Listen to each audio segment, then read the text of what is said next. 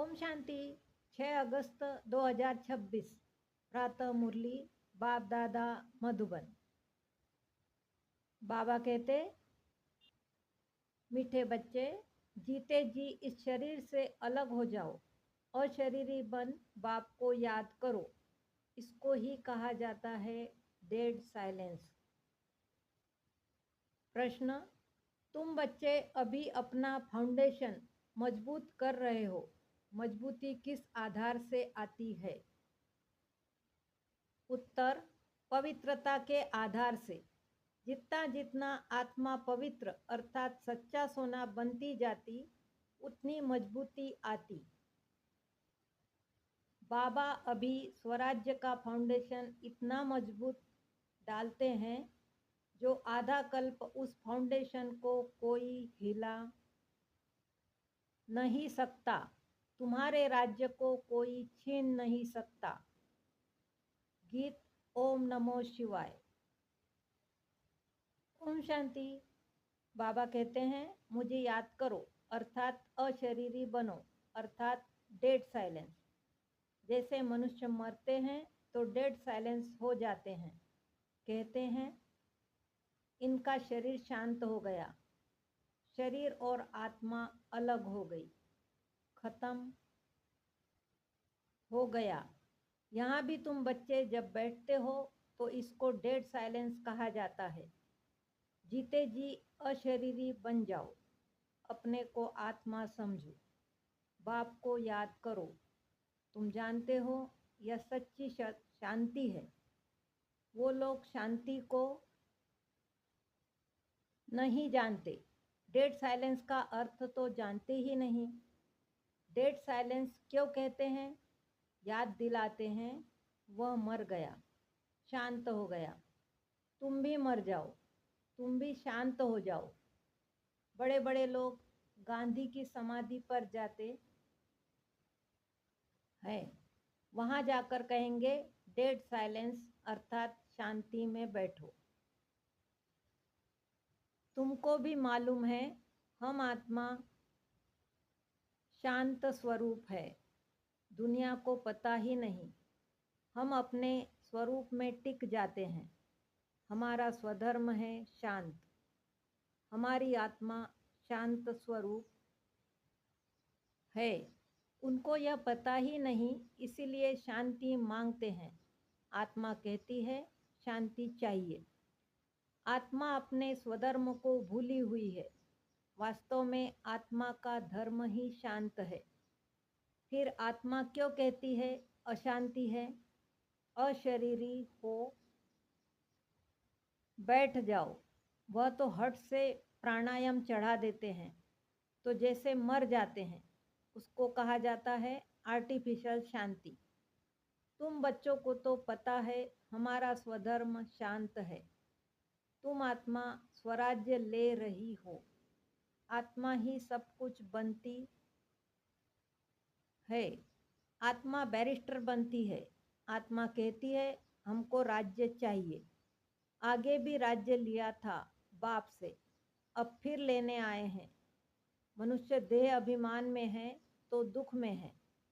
अभी तुम समझते हो कि हम आत्मा है, अपने परम पिता परमात्मा से स्वराज्य लेने आए हैं। तुम आत्मा को राजाई चाहिए। इस समय आत्मा स्वराज्य मांगती है बेहद के बाप से। श्री कृष्ण को तो स्वराज्य था, फिर गुम हो गया। अब बाप आकर तुम आत्माओं को राज्य देते हैं। इसको राजयोग कहा जाता है। परमपिता परमात्मा राजयोग सिखलाते हैं। मनुष्य देह अभिमानी होने के कारण कहते हैं मैं फलाना हूँ, मैं देह को ही समझ लेते हैं। वास्तव में मैं आत्मा करती है। आत्मा कहती है मैं यह चीज उठाता हूँ। फीमेल कहेगी मैं उठाती हूँ। वास्तव में आत्मा तो मेल है। मैं आत्मा बाप का बच्चा हूँ। आत्मा कहती है बाबा हम आपसे स्वराज्य ले रहे हैं। आत्मा को स्वराज्य देते हैं परमात्मा। भक्ति और ज्ञान में देखो कितना फर्क है।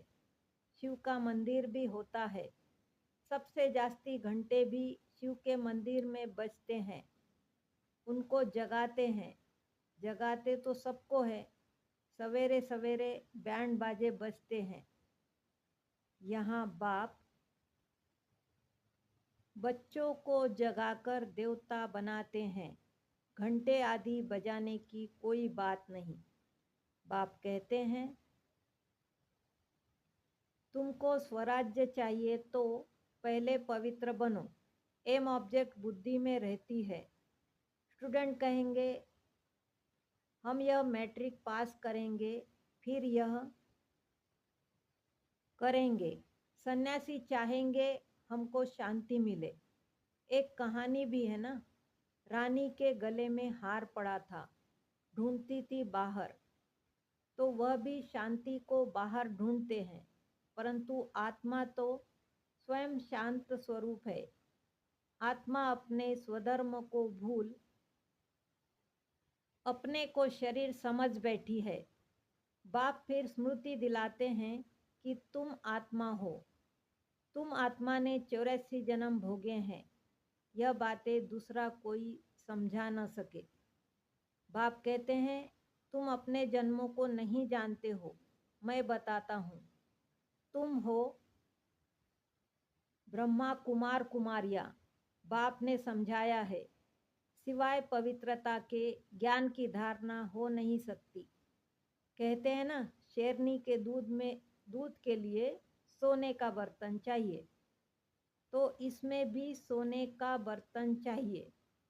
आत्मा बाप को याद करने से सोना बन जाती है। बाप भी सच्चा सोना है। आत्मा बाप को याद करती है तो ज्ञान आ जाता है। तुम सच्चा सोना पवित्र थे। यह ज्ञान का असर किसको होता नहीं। बाप कहते हैं मैं तुम आत्मा को स्वराज्य देता हूँ।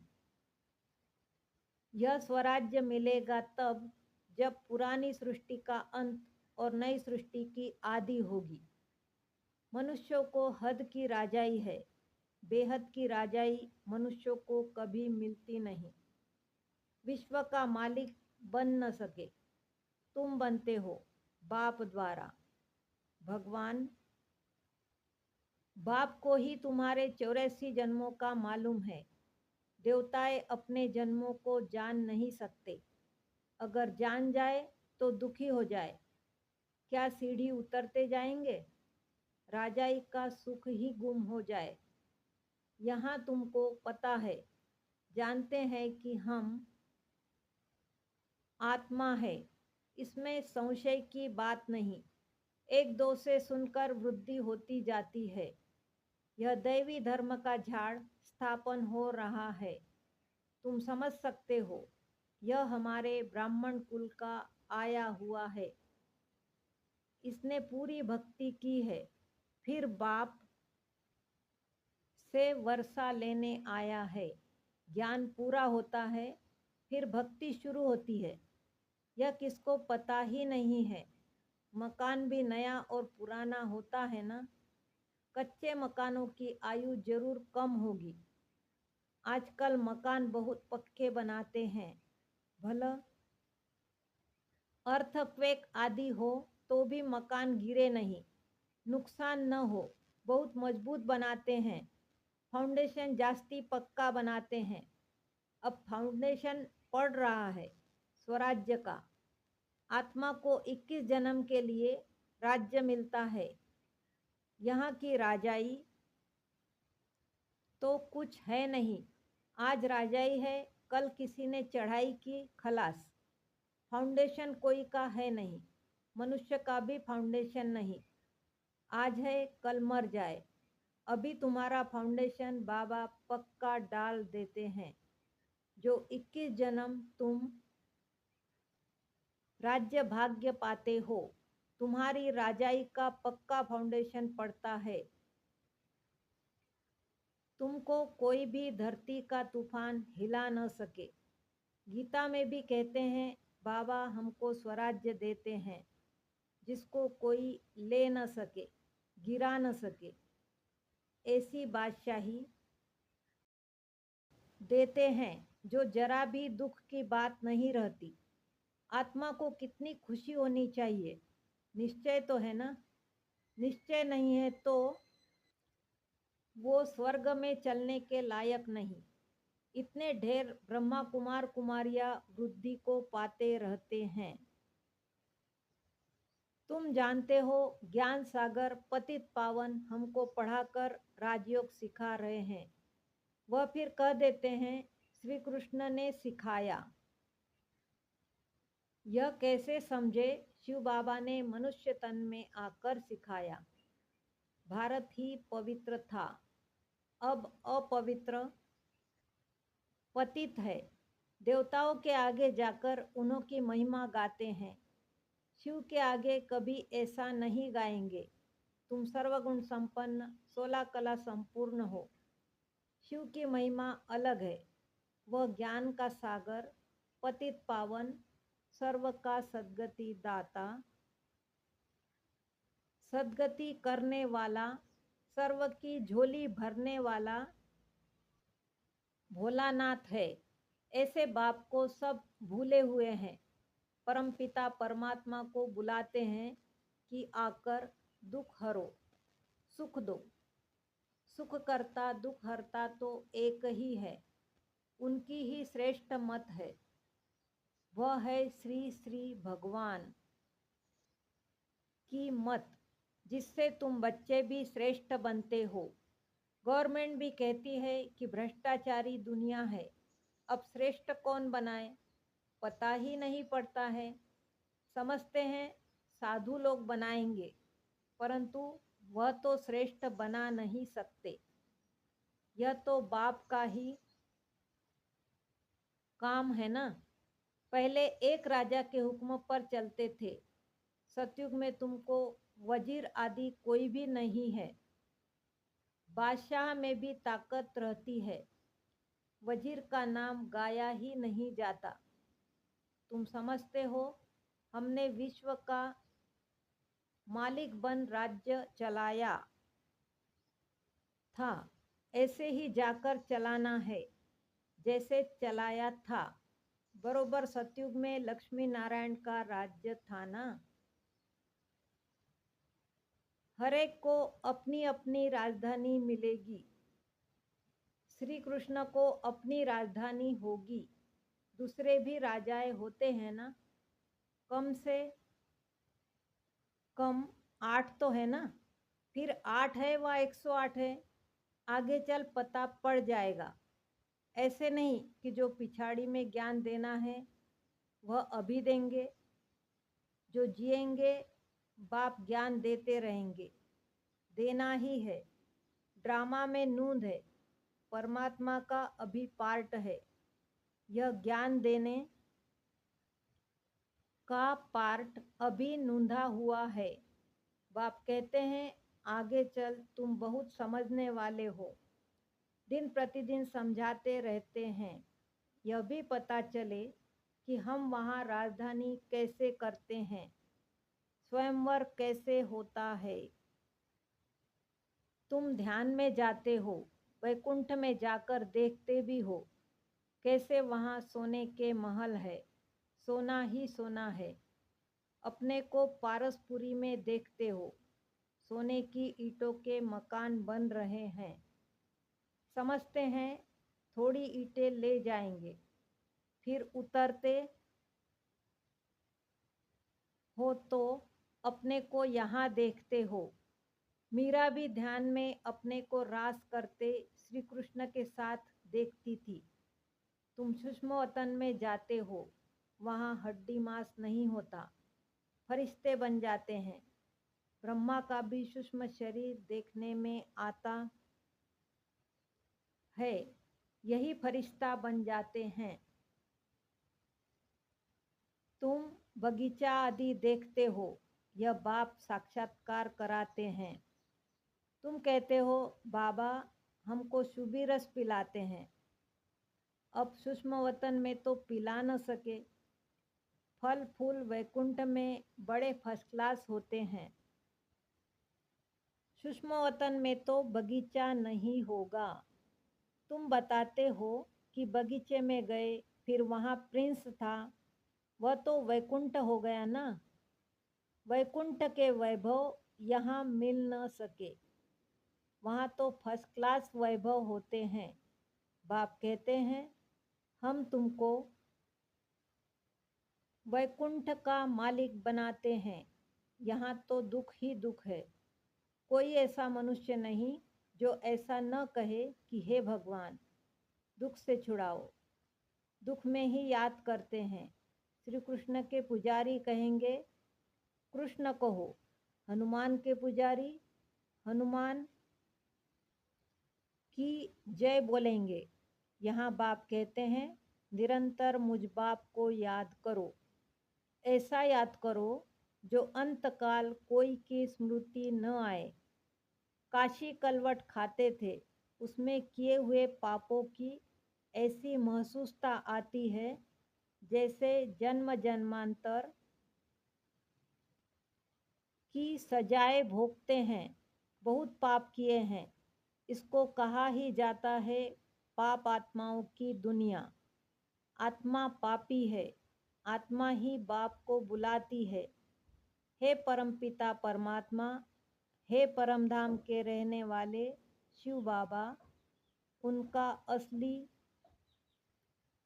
नाम तो एक ही है, वह है आत्माओं का बाप। रुद्र के साथ शालिग्राम शब्द शोभता नहीं है। शिव और शालिग्राम शोभता है। शिव का मिट्टी का लिंग बनाते हैं तो शालिग्राम भी बनाते हैं। पतित पावन तो वही है ना। यहाँ यज्ञ भी रचते हैं। भारत सबसे ऊंच है, परंतु देवता धर्म को भूल गए हैं। तुम्हारा आदि सनातन देवी देवता धर्म है, वह तो चला आना चाहिए। हिंदू कोई धर्म थोड़े ही है। देवता धर्म वाले ही सतो रजो तमो में आते हैं। जब तमो में आ जाते हैं तो अपने को देवता कह नहीं सकते। वास्तव में हिंदू तो धर्म है नहीं। तो समझाया जाता है कि तुम देवी देवता बन सकते हो, आकर समझो। तो कह देते फुर्सत कहाँ है। बाप कहते हैं हम तुमको अपना बनाते है शांति और सुख का वर्षा देने लिए। कोई परिवार आपस में इकट्ठे रहते हैं, बहुत प्यार से चलते हैं, सबकी कमाई इकट्ठी होती है, कोई हंगामा नहीं रहता है। परंतु इनको स्वर्ग तो नहीं कहेंगे। सतयुग में एक भी घर में बीमार दुखी होते नहीं। नाम ही है स्वर्ग, वहाँ सब सुखी रहते हैं। बाप से तुम सदा सुख का वर्षा लेने आए हो। तुमको ज्ञान मिला है। कहते हैं बाबा आप पतित पावन हो, हमको भी पावन बनाओ। बाप के साथ तुम बच्चे भी खुदाई खिदमतगार हो। अच्छा, मीठे मीठे सिकिलदे बच्चों प्रति माता पिता बाप दादा का याद प्यार और गुड मॉर्निंग। रूहानी बाप की रूहानी बच्चों को नमस्ते। हम रूहानी बच्चों की रूहानी माता पिता बाप दादा को याद प्यार गुड मॉर्निंग और नमस्ते। शुक्रिया बाबा, शुक्रिया। धारणा के लिए मुख्य सार। स्वराज्य लेने के लिए पवित्रता का फाउंडेशन अभी से मजबूत करना है। जैसे बाप पतित पावन है, ऐसे बाप समान पावन बनना है। अपने शांत स्वधर्म में स्थित रहना है। जितना हो सके देह अभिमान छोड़ देही अभिमानी रहना है। डेड साइलेंस अर्थात अशरीरी रहने का अभ्यास करना है। वरदान: अन्य आत्माओं की सेवा के साथ साथ स्वयं की भी सेवा करने वाले सफलता मूर्त भव। सेवा में सफलता मूर्त बनना है तो दूसरों की सर्विस के साथ साथ अपनी भी सर्विस करो।